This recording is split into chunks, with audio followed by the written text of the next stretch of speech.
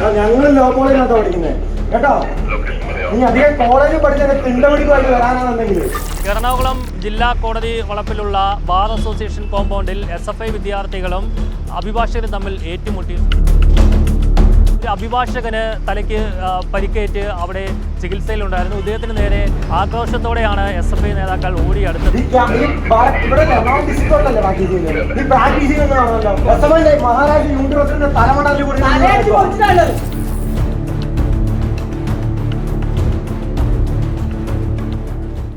നമസ്കാരം.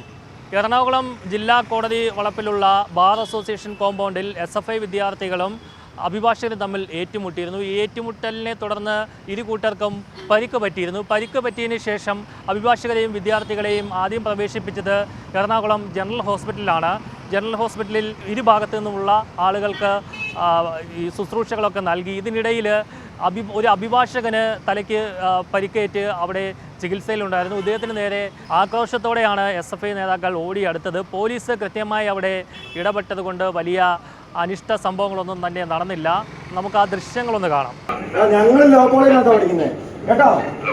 നീ അധികം കോളേജിൽ പഠിച്ചത് തിണ്ടപിടിക്കുമായിട്ട് വരാനാണെന്നുണ്ടെങ്കിൽ ഇവിടെ എറണാകുളം ഡിസ്ട്രിക്റ്റിലല്ലേ പ്രാക്ടീസ് ചെയ്യുന്നത്. നീ പ്രാക്ടീസ് ചെയ്യുന്നതാണല്ലോ.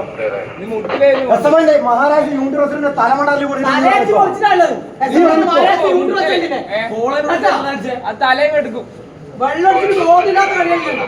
ബാർ കൗൺസിലിന്റെ പരിപാടി പറഞ്ഞിട്ട് കോടതിനകത്ത് നിന്ന് വെള്ളടിക്കാനുള്ള തോന്നിവാസ പരിപാടിയാണ് തരുമോ?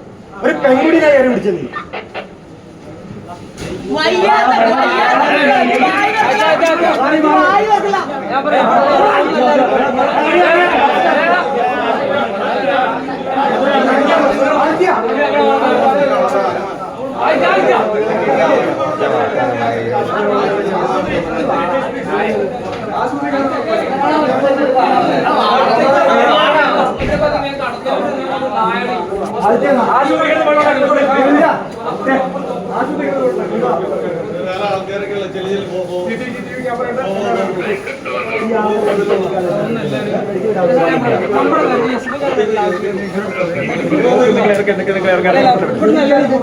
ഇവന്റെ ഒപ്പം കറുത്ത വസ്ത്രം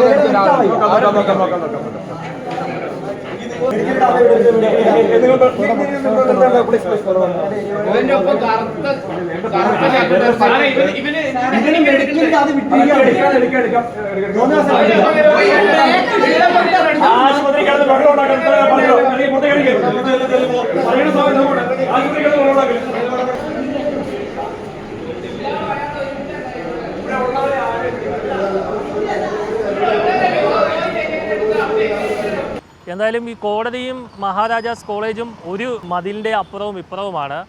ഏത് സമയവും എന്തും സംഭവിക്കാം എന്നുള്ള ഒരു നിലയിലേക്കാണ് കാര്യങ്ങൾ പോയിരിക്കുന്നത്. ഇത് കൃത്യമായി SFI നേതാക്കളും അതുപോലെ തന്നെ അഭിഭാഷകരുടെ നേതാക്കന്മാരും എല്ലാവരും കൂടി ചേർന്ന് ഇത് കൃത്യമായൊരു പരിഹാരം കണ്ടെത്തണം. കണ്ടെത്തിയില്ലെന്നുണ്ടെങ്കിൽ വീണ്ടും ഇവിടെ ഒരു ക്രമസമാധാന ലംഘനം നടക്കാനുള്ള സാധ്യതയുണ്ട്.